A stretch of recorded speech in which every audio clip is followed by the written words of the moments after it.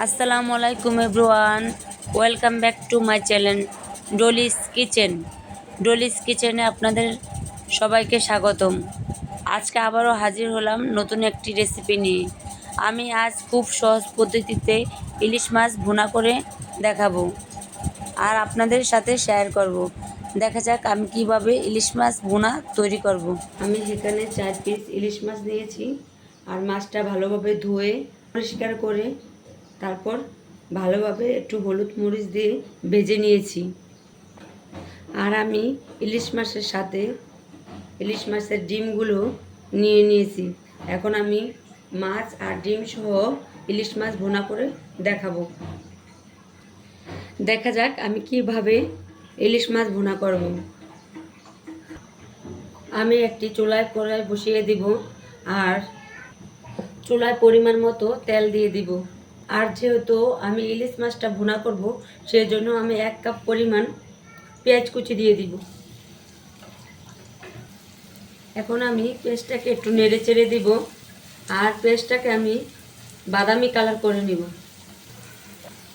ইলিশ মাছ ভুনা করার সময় একটু পেঁয়াজটা বেশি করে দিবেন, তাহলে ইলিশ মাছের ভুনাটা খুব ভালো হয় খেতে। আর দিয়ে দিব 2-3টা কাঁচামরিচ, একটু নেড়ে চেড়ে দিব। দেখুন আমার পেঁয়াজটা ভাজা হয়ে গেছে। এখন আমি 1 টেবিল চামচ আদা রসুন বাটা দিয়ে দিব। এখন আমি একটু নেড়ে চেড়ে দিব। এখন আমি দিয়ে দিব কেটে রাখা একটা টমেটো, আর টমেটোটা আমি নেড়ে চেড়ে দিব। এখন আমি দিয়ে দিব ইলিশ মাছের ভিতর যে উপকরণ রেখেছিলাম সেই উপকরণগুলো। আমি এখানে মরিচের গুঁড়া নিয়েছি আধা চামচ, ধনের গুঁড়া নিয়েছি আধা চামচ, জিরা গুঁড়া নিয়েছি 1 টেবিল চামচ, লবণ নিয়েছি স্বাদ মতো, আর হলুদের গুঁড়া নিয়েছি আধা চামচ। এখন আমি এগুলি সব দিয়ে দিব। এখন আবারও একটু নেড়ে চেড়ে দিব আর দিয়ে দিব সামান্য একটু পানি। আর দিয়ে দিব 1 টেবিল চামচ টমেটো কেচাপ। সস দিলে আমার ইলিশ মাছ ভুনাটা খুব ভালো লাগে, সেজন্য আমি দিয়ে দিলাম। আপনারা না চাইলেও দিতে পারেন। অনেকে আছে টমেটো দিলে সস ব্যবহার করে না, কিন্তু আমি টমেটো দিলেও সস ব্যবহার করি, কারণ আমার খুব ভালো লাগে। আর দিয়ে দিব 1 টেবিল চামচ ফিশ সয়া সস। আমি আবারও একটু ভালোভাবে নেড়ে চেড়ে দিব। এখন মশলাকে আমি ভালোভাবে কষিয়ে নিব।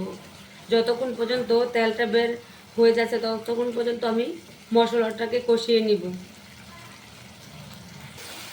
দেখুন আমার কষানো হয়ে গেছে। এখন আমি একটা একটা করে ইলিশ মাছ মশলাটার ভিতর দিয়ে দিব। এখন আমি ইলিশ মাছটাকে মশলার ভিতর দিয়ে 2-3 মিনিট কষিয়ে দিব আর ঢাকনাটা দিয়ে দিব। দেখুন আমার মাছটা কষানো হয়ে গেছে। এখন আমি পরিমাণ মতো, সবসময় মনে রাখবেন মাছ ভুনা করলে অল্প পরিমাণ পানি দিবেন, না হলে মাছের স্বাদটা চলে যায়।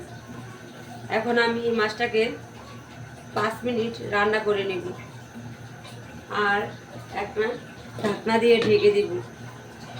এখন আমি 5 মিনিট অপেক্ষা করব। এখন আমি ঢাকনাটা উঠিয়ে দেখব। এখন নেড়ে চেড়ে দিব। দেখুন আমার তরকারিটা প্রায় হয়ে গেছে। তারপর আমিও আর 2 মিনিট রান্না করে নিব আর ঢাকনা দিয়ে ঢেকে দিলাম।